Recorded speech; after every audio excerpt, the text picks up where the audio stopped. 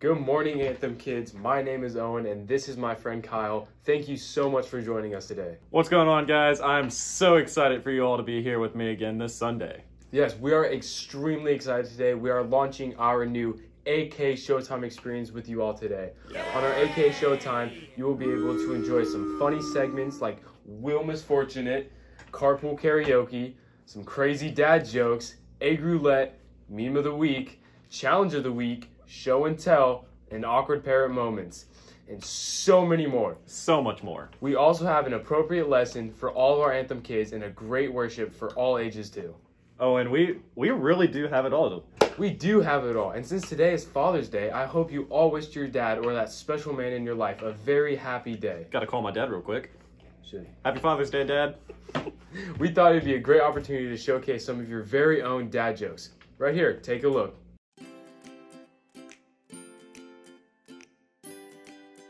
How does a penguin build its house?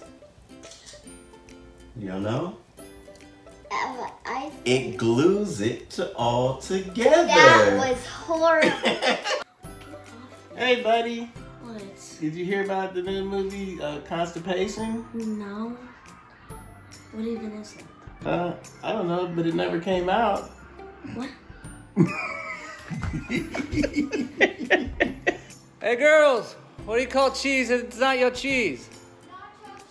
Nacho cheese! So, Daddy, what's your joke? Where was Solomon's temple located? I don't know where. On the side of his head. Oh, wait, because crowns are like young.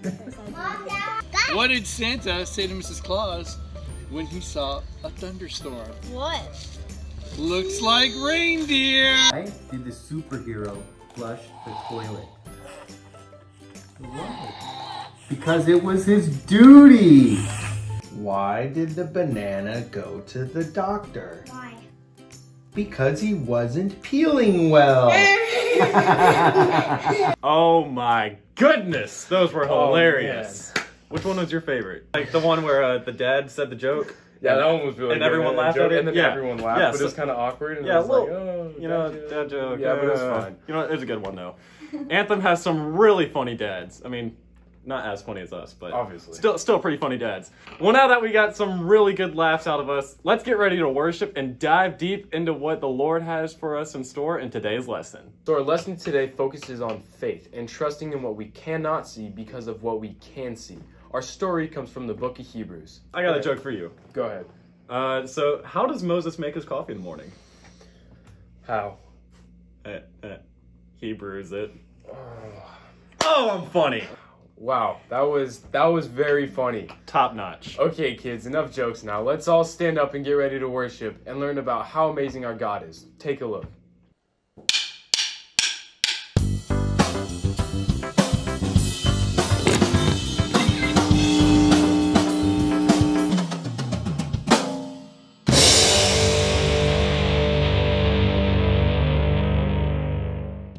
What do you believe in? You believe I can catch a ball because you just saw me do it. You believe your dog is shedding his winter coat because you can see all the fur that your dad makes you clean up. You believe the floor is solid because you haven't fallen through it yet. Some people say seeing is believing, but faith says use what you can see to believe in what you can't see. You can't see the wind, but on those wild, stormy evenings, you can see what it does. Whew. You can't see what's happening inside your stomach without an x-ray machine, but you believe that this can be fixed by this. You can't see your parents' love, but you can see the way your mom cuts your sandwich just the way you like it, and how dad drives you to soccer 4 times a week. And no, you can't see God with your physical eyes, but you can see him in everything he's created. You can see his love in the kid who's kind to you on the bus, and the drive-thru lady who smiles and gives you extra fries. Most of all, you can see who God is in Jesus and the eyewitness accounts written down by his best friends. When you trust, even when it's hard to see, when you live a life based on faith in who God is and how He tells us to love, others can see God at work in you. That's why faith is an amazing way to worship God with your life. Because worship is about more than just singing loud. It's all about living loud.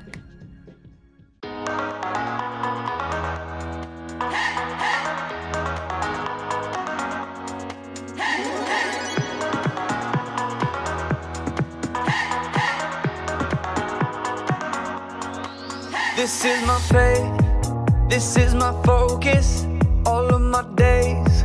I know where my hope is, I'll live it loud. I'll shout the chorus, because I know, oh, you're always for us. And even when it's hard for me to see, I will trust in you, I will believe. And even when it's hard for me to see, I will trust in you, I will believe. And keep on looking to you for where I'm going, knowing you go there too.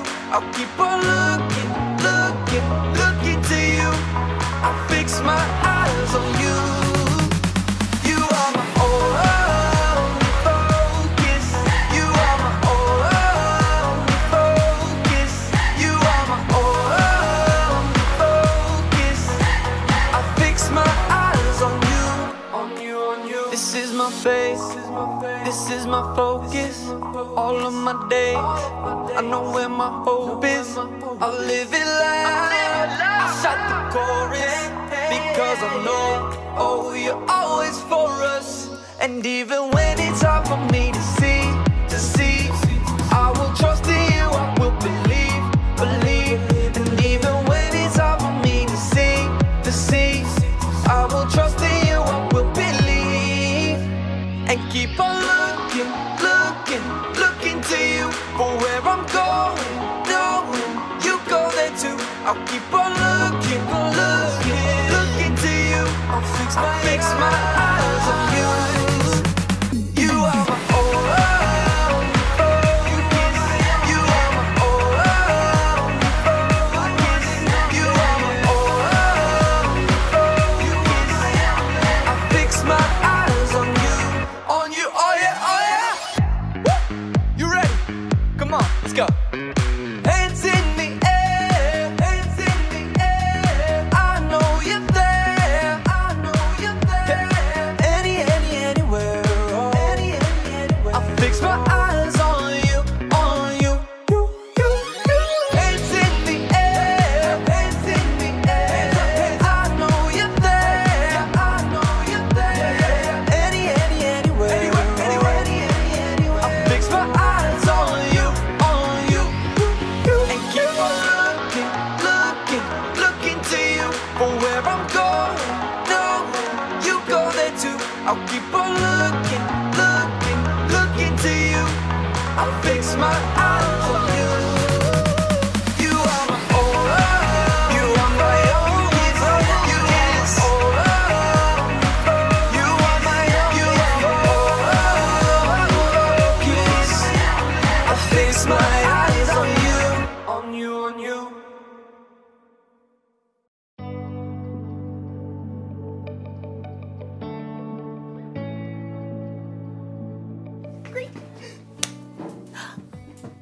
Hey everybody, I'm Erica and I'm so excited about it being summertime!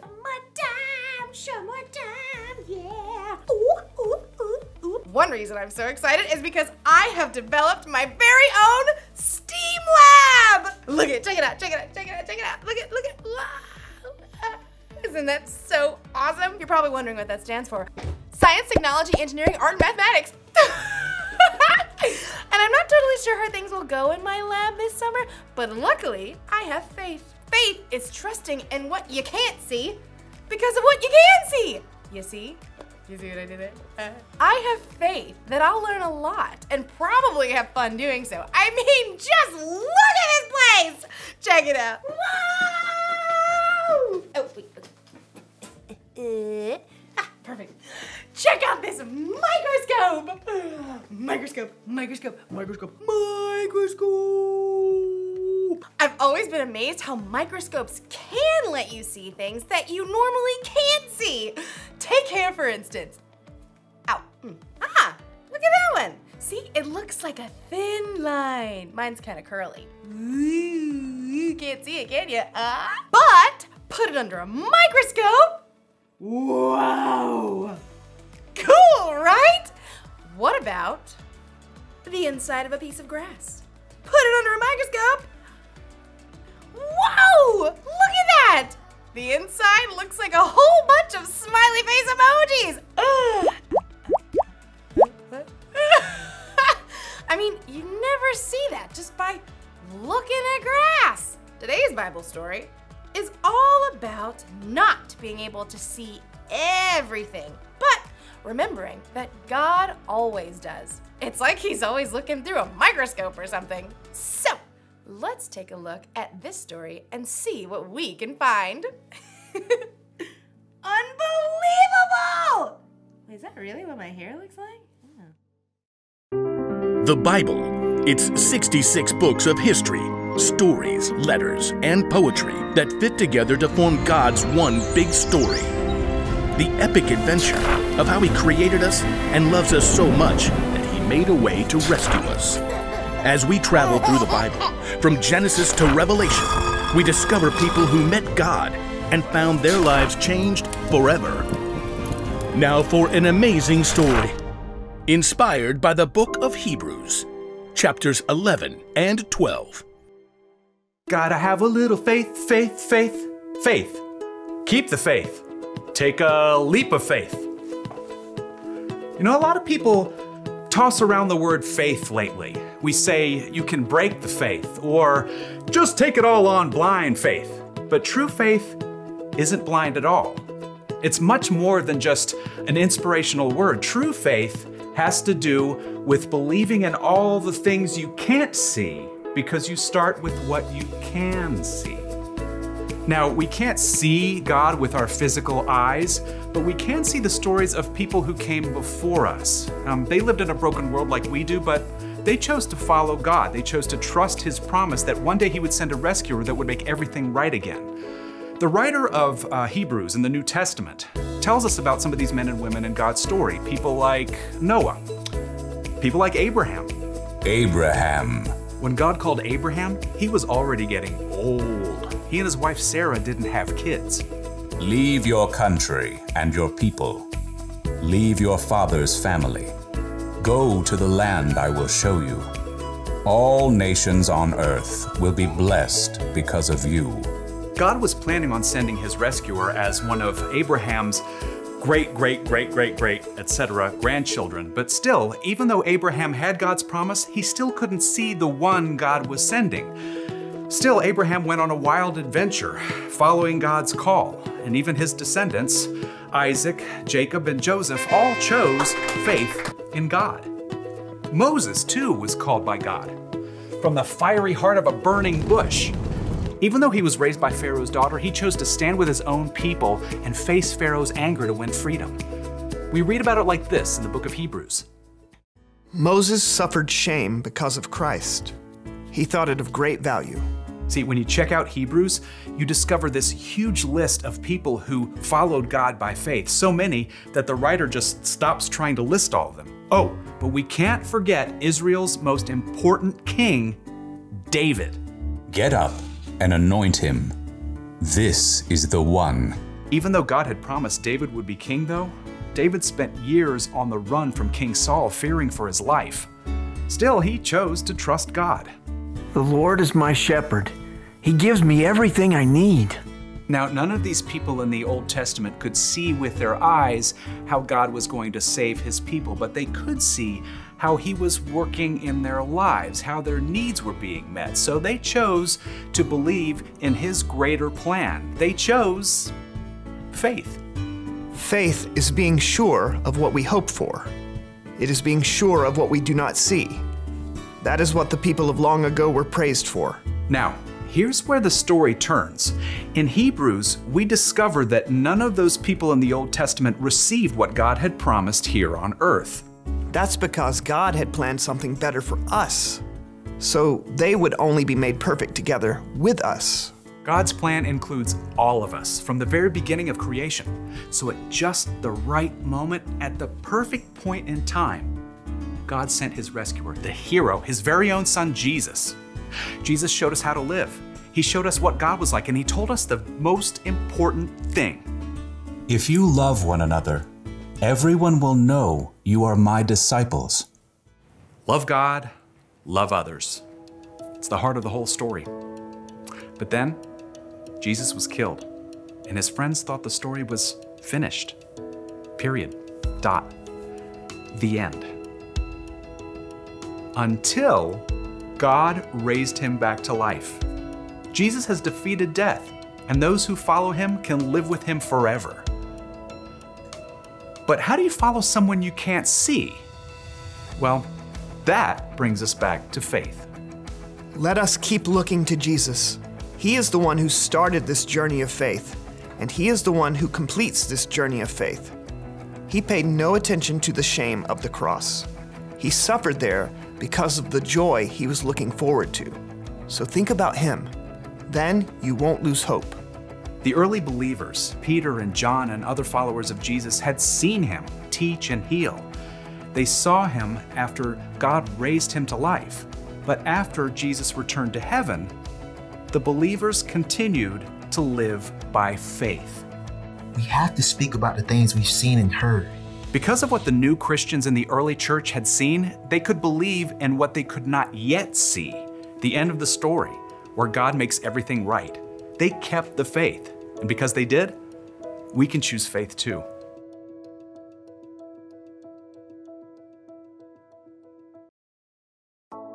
Woo!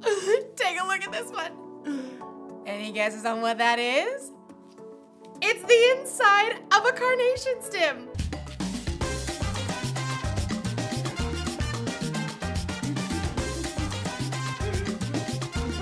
It's amazing how things look so different under a microscope than they do just with our eyes.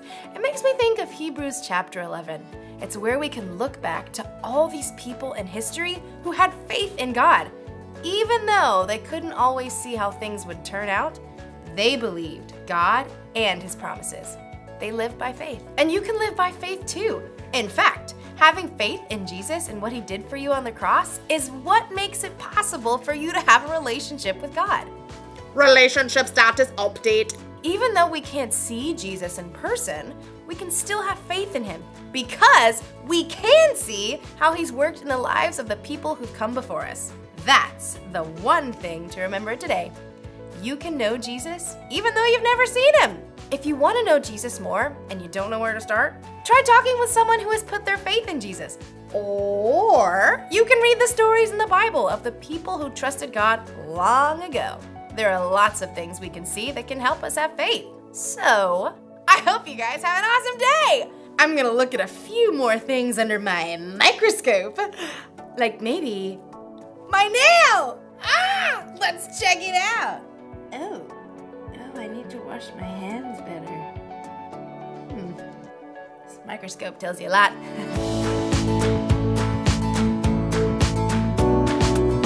What an awesome worship session that was. I love just seeing how God can work in the lives of people all around us. That reminds me of our next segment, the hands and feet of Jesus. I have a friend here today in the studio that wants to show God's love in an amazing way. Now introducing our friend Dominic.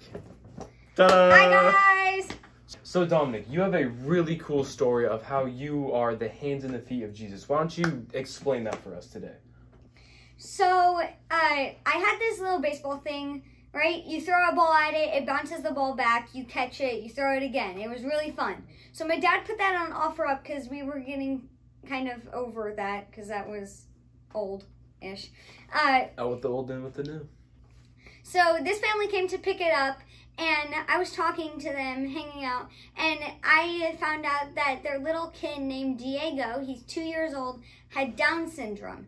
And I just felt compelled to helping that family. So I went to call my pastor, Maury, the children's pastor at AK Kids, and me and her are going to make this little awesome fundraiser for that little kid, and hopefully we'll make it for other families, other little kids. Yo, Dominic, that is so awesome that you want to do that. Thank you. But how much money do you want to raise? I want to raise about $100. It's a pretty big number, but what do you want to raise the money for? So I want to raise it for Diego's first ever soccer season, but I just don't know how we're going to do it. How are we going to raise this money? I got it. Go on. Let's have all of our Anthem kids tell their parents about the amazing story that Dominic shared with us today, and they can all donate to our Venmo right here. Right there. You know, we could totally raise $100. You know what? In fact, let me get my wallet out. There's $5. I'll Venmo you right now. You just got Venmo'd $5. Again, right here is our Venmo information. Please make sure to write Diego in the subject line so we know which money to give to him. You know, Dom, seeing how big your heart is for Diego and his family just really shows how the Lord is really working in the lives around us.